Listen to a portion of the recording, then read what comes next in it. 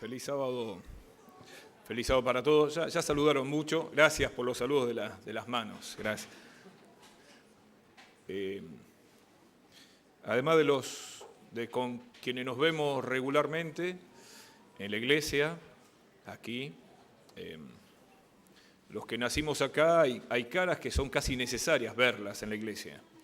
Pero gracias a Dios que la iglesia no termina en un lugar físico como este, sino que es mucho más grande. Y la casa nuestra casa de Dios es casi en cualquier lugar donde podamos reunirnos. Y gracias a Dios porque vemos caras con las cuales nos hemos visto hace muchos años, no porque uno tenga muchos años, pero digo, hace rato de esto. Estoy muy, muy contento de verlos acá en la casa del Señor. El canto que cantamos, este himno, es uno de los que más me gusta. Si bien habla de la relación de la decisión de un niño hacia Cristo, a mí me gusta mucho. Especialmente la segunda estrofa dice: sé su voluntad divina, aunque niño tierno soy. Y en algunos lugares donde hemos cantado esto, la gente grande, qué sé yo, vienen cantando de memoria, sin himnario, ya hace años que canta esto, y de repente es como que, y se miran entre ellos: ¿cómo soy un niño? Tenemos que ser niños. Si no lo somos o nos hemos olvidado, para llegar al cielo debemos ser niños. No ingenuos, no que no tenemos responsabilidades, sino con la fe simple, clara y total en nuestro Padre Celestial. Es la única forma de llegar al cielo. No es sencillo dar un sermón el último sábado del año. Un argentino, cuentista y costumbrista, como a él mismo le gustaba definirse, decía que en la época de las fiestas uno hacía una tregua con la maldad, decía eso. Es una figura muy interesante. ¿Y por qué decía esto? Porque de repente, cuando se va acercando la Navidad, uno empieza a saludar diferente a los compañeros de trabajo, al jefe, al vecino que no le habla en todo el año, le da buenos deseos, aunque sea por hábito, pero feliz Navidad, que la pases bien, vamos todavía. Uno hace una tregua. Es una pena que eso no perdure en el año, pero aunque sea unos días en el año, somos un poquito más buenos, o simulamos por lo menos. Y vamos a meditar en un párrafo, en una historia del Antiguo Testamento, que yo disfruto mucho en leerlo, pero no tiene que ver con el fin de año, no, para nada, pero sí tiene que ver con un banquete, en unas circunstancias especiales. Vamos a buscar entonces el libro de Reyes, Segunda de Reyes, el segundo libro de Reyes, en el capítulo 6.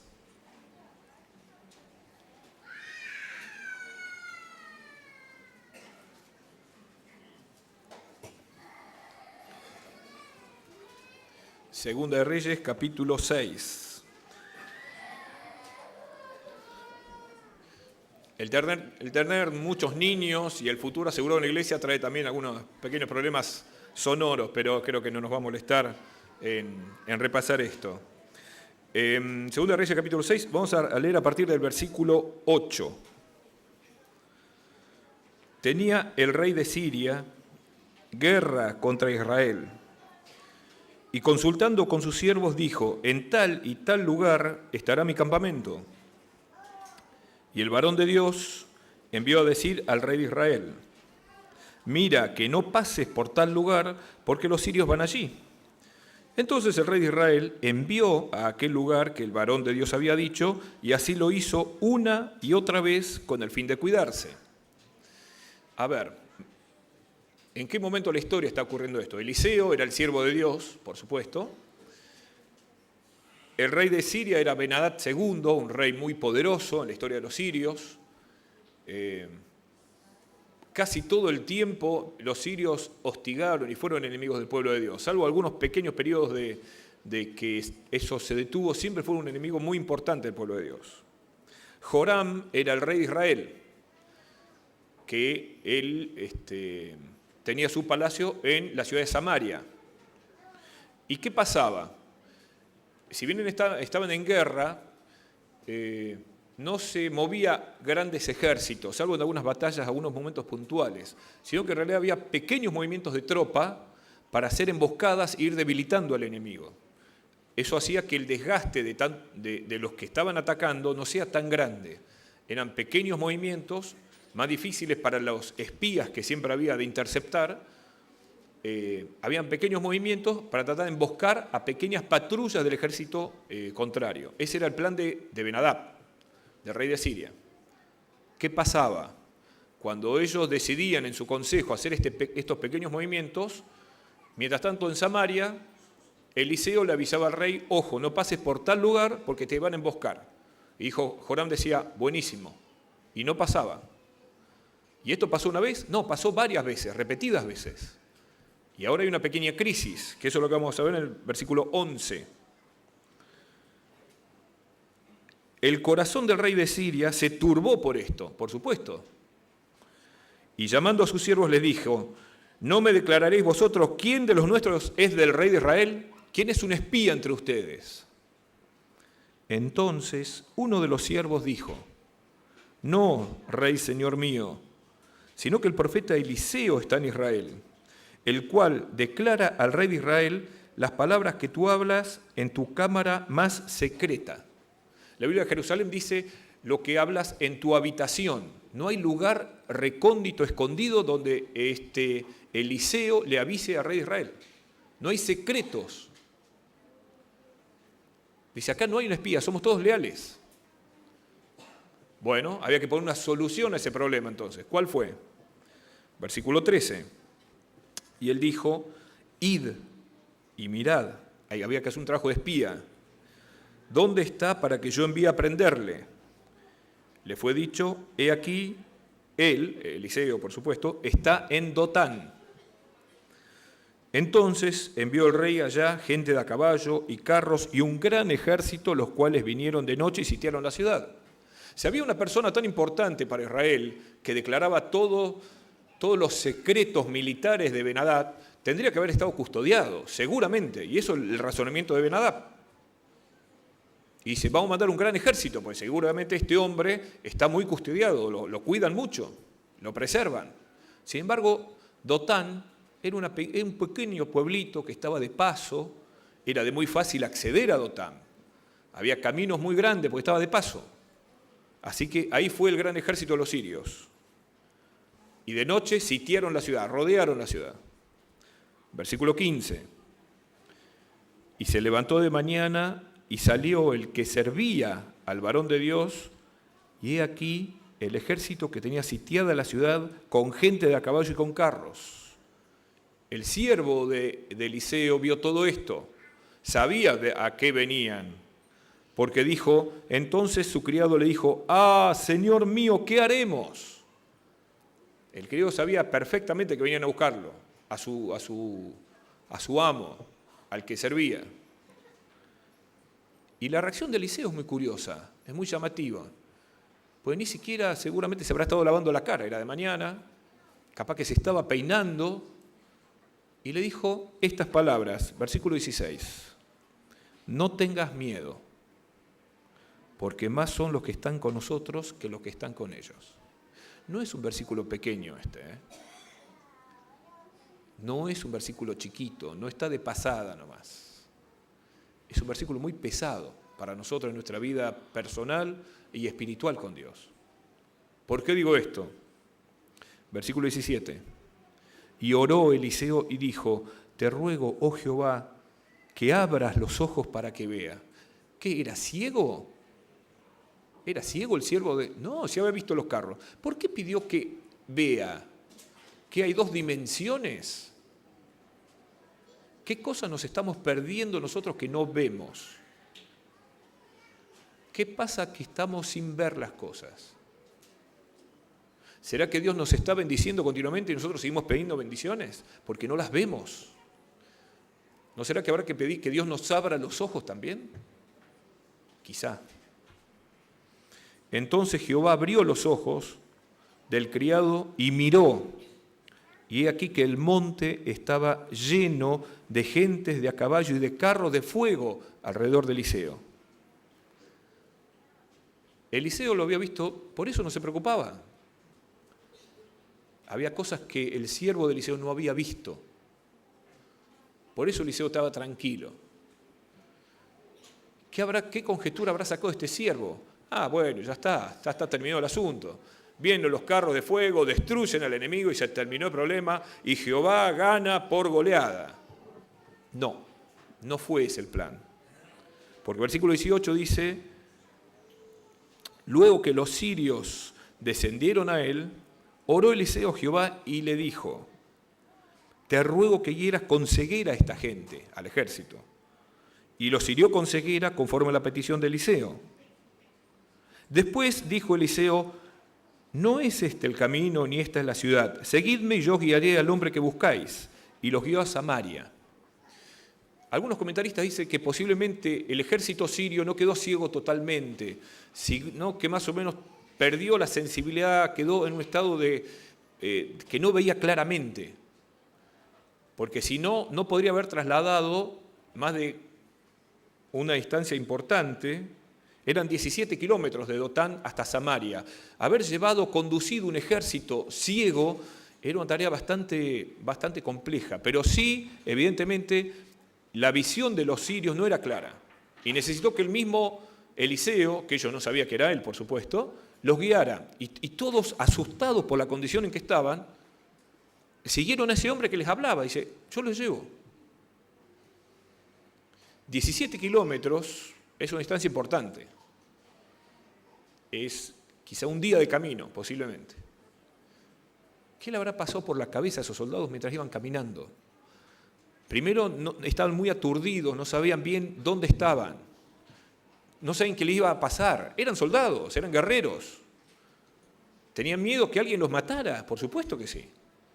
Por eso no había muchas opciones de confiar en la persona que se le acercó y amablemente le dijo, yo los acompaño, síganme. Y llegaron a Samaria, la capital del reino.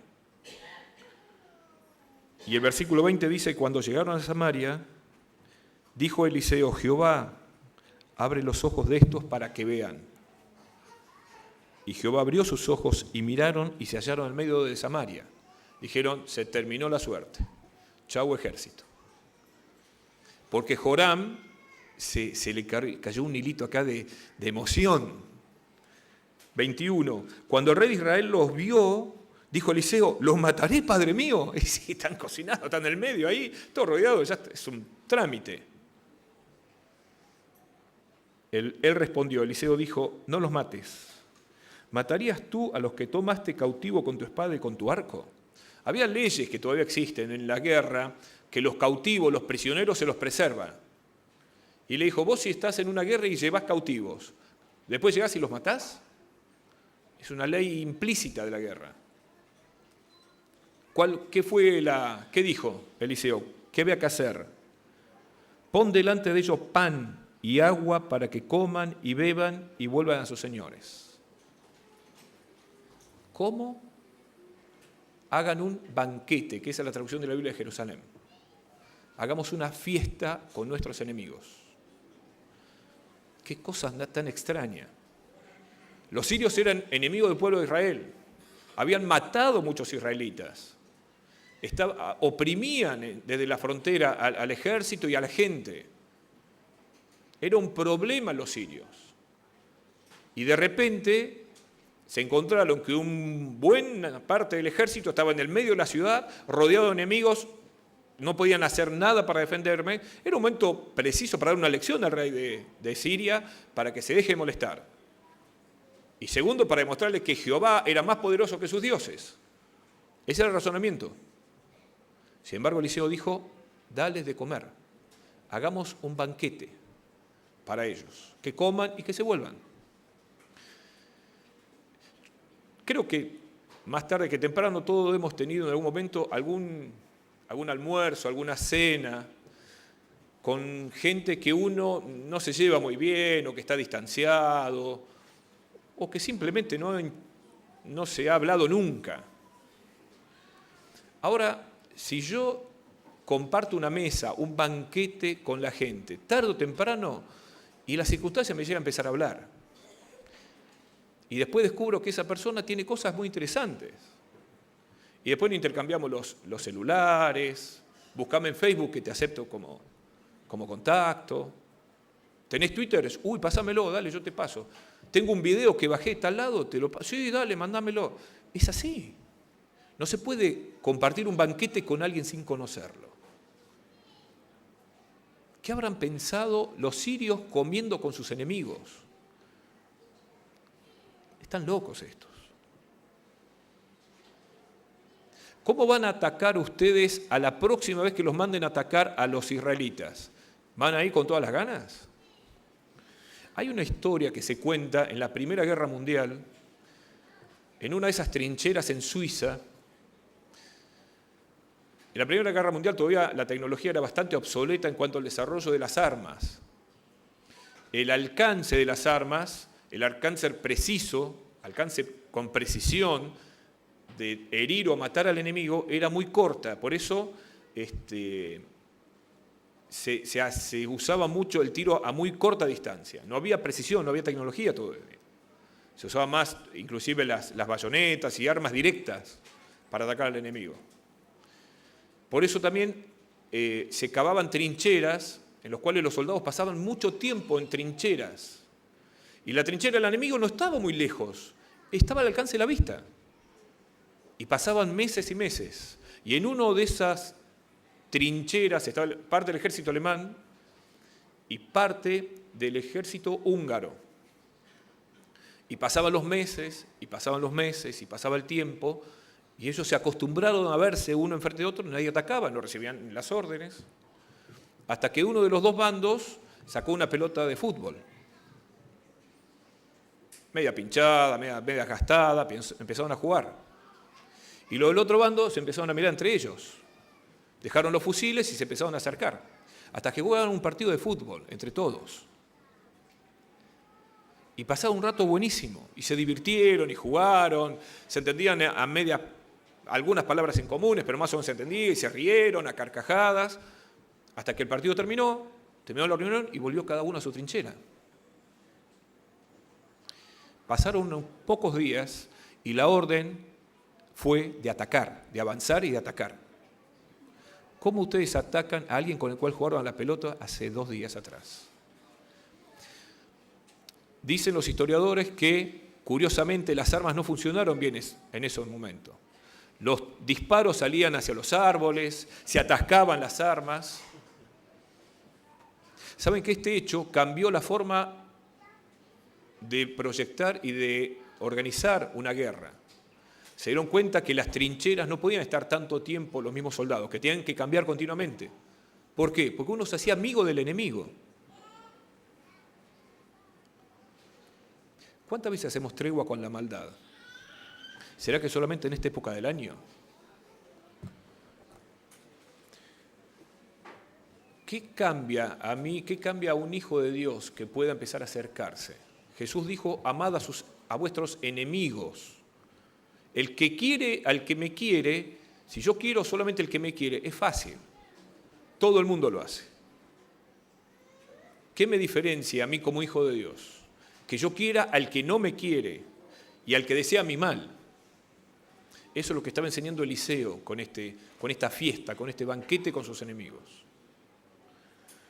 Por eso el versículo 23 dice, entonces se les preparó una gran comida y cuando habían comido y bebido los envió y ellos se volvieron a su señor. Y nunca más vinieron bandas armadas de Siria a la tierra de Israel. Fue imposible enviarlos de vuelta. Imposible. ¿Cómo arrancó todo esto? ¿Cómo se llegó a este momento tan extraño?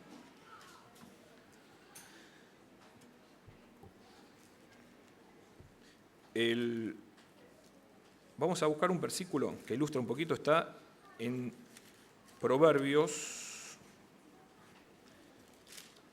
capítulo 25. Proverbios capítulo 25 habla de algo muy interesante, de la relación con nuestros enemigos. Versículos 21 y 22. Si el que te aborrece tuviese hambre, dale de comer.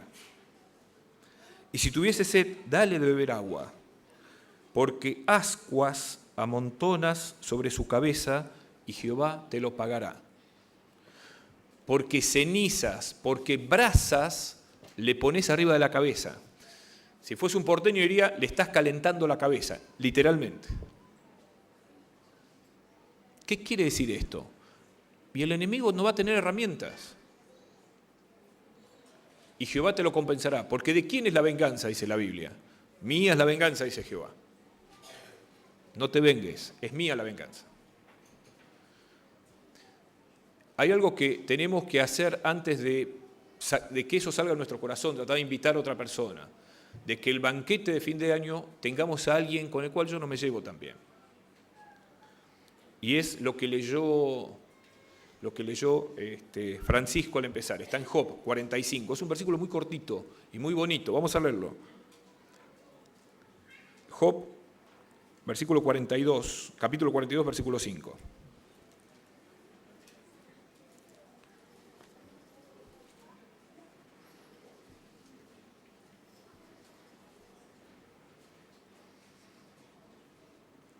De oídas te había oído, mas ahora mis ojos ven. Antes te tenía más o menos. A los que nos gusta un poquito la música y mal que bien tocamos o garrapateamos algún instrumento, creo que todos nos hemos encontrado en alguna circunstancia como diciendo, che, toca tal tema, ¿lo sabés? Y de oídas lo sé, más o menos, tengo una noción. Creo que ese concepto estaba más o menos aplicado a lo que decía Job. Yo antes te conocía de que lo que me contaron, ahora no, te veo. Te veo. Qué cosa maravillosa. El ver al invisible, que es lo que dice Hebreos en cuanto a Moisés. ¿Se acuerdan? Se sostuvo como viendo al invisible. Dirían los profesores de literatura, es un oxímoron. Un oxímoron es una cosa que se opone a sí misma por definición. Uno no puede ver lo invisible, porque por definición invisible es que no se pueda ver. Pero Moisés vio al invisible. Es lo mismo que vio el siervo de Eliseo. Es lo mismo que vio Eliseo, es lo mismo que vio Job y tantos otros en la Biblia. Y la invitación para nosotros es que tengamos los ojos abiertos. No solamente los físicos, sino que abramos nuestros ojos para ver a Dios. Estamos terminando el año. Un año muy caliente, no solamente en temperatura atmosférica, sino un poco más que eso. ¿Estamos más cerca del cielo? Evidentemente que sí. Claro que sí. Y no podemos seguir postergando el tener los ojos cerrados. Y la invitación y el deseo para cada uno de nosotros, para nuestras familias, es que tengamos la posibilidad de que en los banquetes que tengamos, banquete en el sentido de las comidas que tengamos con nuestros seres queridos, tengamos a Dios presente, tratemos de ver a Dios, veamos a Dios. Es la única forma de que nosotros amemos al enemigo y es la única forma de que nosotros lleguemos al cielo. Que este año que comienza decidamos por Cristo. No hagamos evaluaciones, no hagamos balance de lo que pasó, porque generalmente eso nos deprime más. Porque recordamos lo que nos prometimos al empezar y dijimos, no hice ni un cuarto de lo que yo me prometí. Basta de eso. Pongámonos, digamos, este año voy a estar más cerca de Dios porque Cristo viene. Y que nos bendiga a nosotros en forma particular, personal y a nuestras familias. Que Dios nos bendiga.